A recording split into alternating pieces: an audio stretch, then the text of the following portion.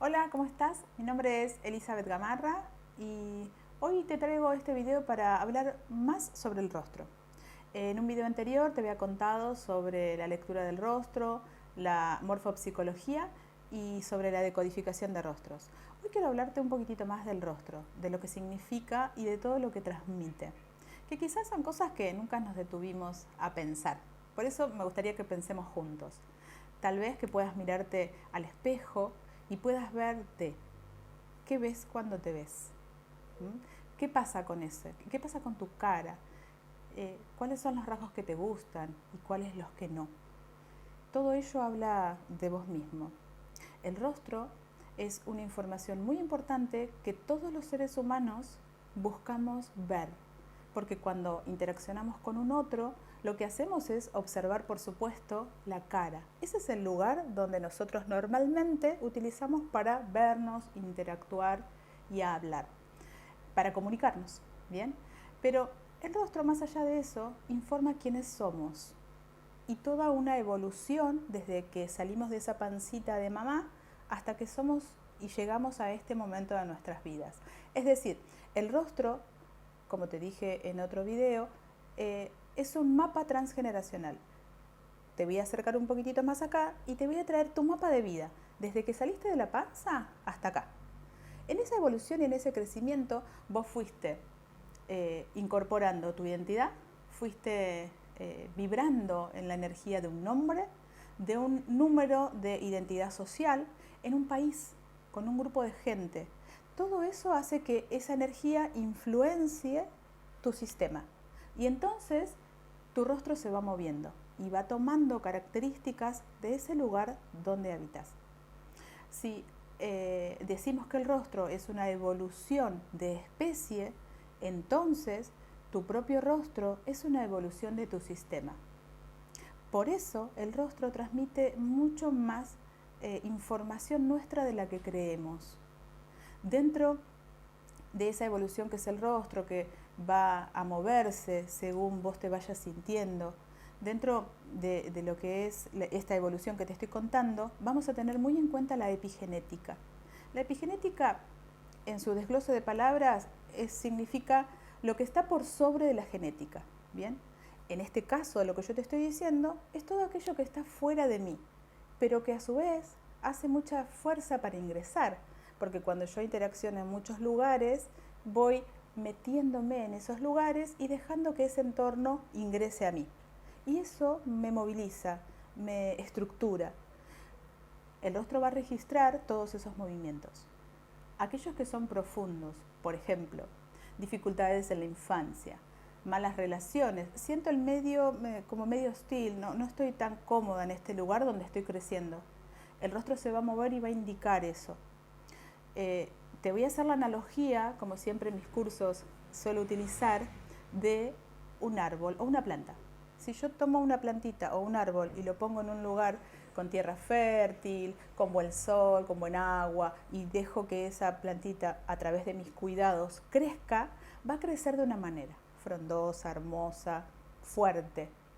Pero si yo no le doy agua o escasa agua, no le doy atención, no me ocupo de que esté bien protegida o cuidada, es decir, crece como así abandonada, esa plantita o ese árbol va a crecer con dificultades.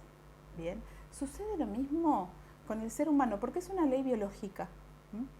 Todo ser que nos enseña la morfopsicología a través de Luis Corman, su creador, todo ser vivo que crezca y se desarrolle en un medio favorable y lo sienta como tal, y esto que lo sienta como tal es muy, muy importante, que lo sienta como tal, va a crecer de una manera abierta, ¿bien? Frondoso, como el árbol, ¿bien?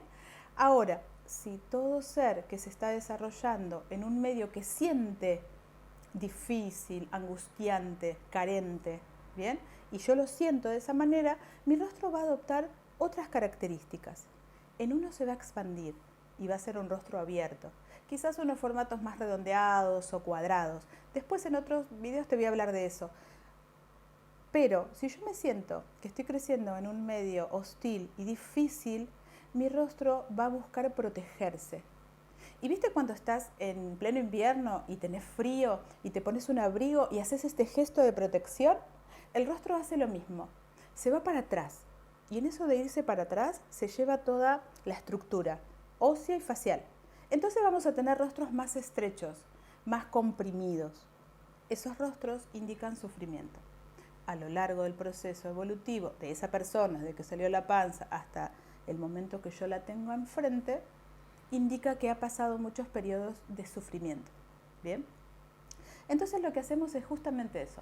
Analizamos y nos cuenta el proceso de evolución de una persona a través de este simple, de la aplicación de esta simple ley biológica, porque si yo te lo puse como ejemplo en una planta, es porque sirve a una mascota o porque sirve a un ser humano. Entonces, desde este lugar, la morfopsicología nos aporta muchas herramientas y es muy bella, es muy linda y es muy también utilizable por muchos profesionales. No es solamente para estudiar y decir, bueno, listo, ahora voy a dar un curso o un taller que te sirve y está buenísimo. Pero quizás un docente en una escuela pueda estar utilizando esta herramienta para hacer una breve lectura del rostro de su alumno y saber que quizás con unos ojos muy grandes no lo puedo sentar atrás porque se dispersa fácilmente. Entonces a ese de ojos grandes lo voy a tener que traer adelante. Por ejemplo, es para darte un ejemplo. ¿Bien?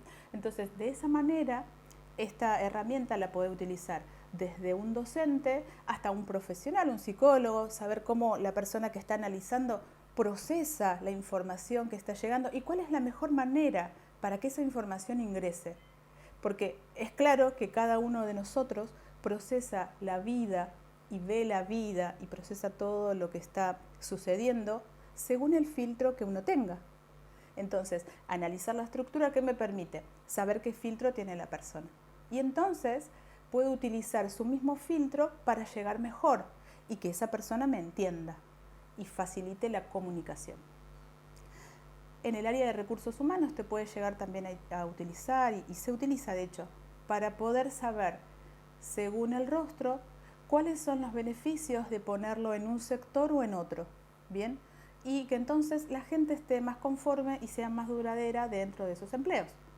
Entonces aporta mucho. Cualquier persona que desee utilizar esta herramienta le va a poder sacar su beneficio. Su beneficio en cuanto a qué? En cuanto a mejorar la comunicación o el lugar donde se está desarrollando, es decir, interactuar con el otro.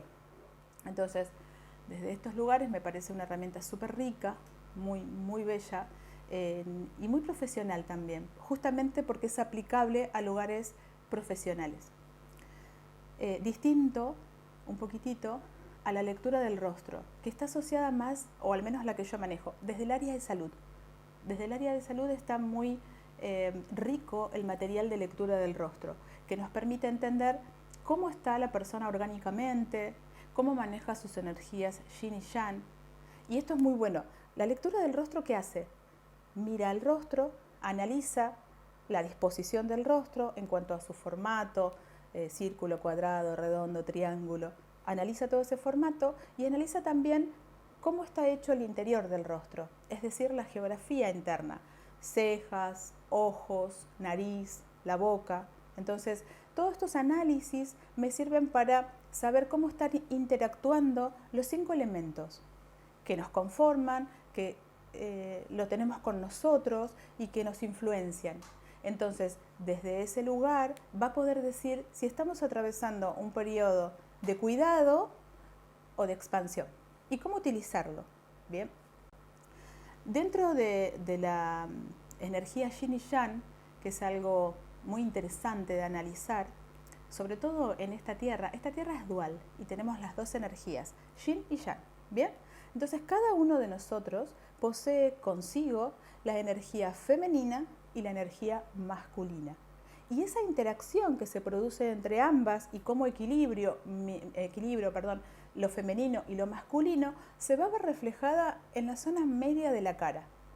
Es decir, si yo miro y tapo un sector de mi cara y miro el otro, ¿cómo está en relación a el otro? Si están equilibrados o no.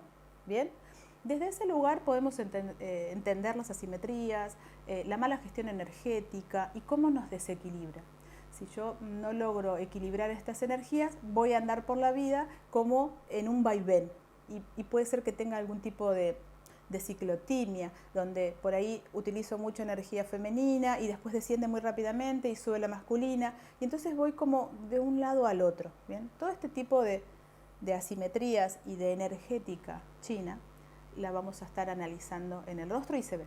Entonces, analizar este tema de las asimetrías faciales no es otra cosa que analizar la gestión energética de lo femenino y lo masculino, del yin y el yang, y cómo se equilibra en mí, que hay muchas maneras, ¿no? Una de ellas, y la que siempre te voy a recomendar, por supuesto, es que te fijes en vos mismo, qué pasa con tu femenino y con tu masculino, por un lado, y por otro lado, qué pasa con el linaje materno y el linaje paterno, ¿bien? Que va a influir mucho en la composición de mi cara. Entonces, poder utilizar esta herramienta te va a permitir equilibrar desde varios lugares. Uno es el que te digo, el profundo, pero hay otras maneras que están buenas también, porque somos seres integrales, somos un ser biológico, emocional, intelectual, astral. Entonces tenemos como varios cuerpos. Equilibrarlos a todos implica que yo haga una integración. Entonces, desde la utilización de los colores en la vestimenta, desde la utilización de elegir algunos alimentos o algunos ejercicios que pueden estar equilibrando o componiendo un campo energético, también te puede resultar muy bien. Así que si te interesa esto, por supuesto, puedes seguirme en mis redes y te espero en el próximo video.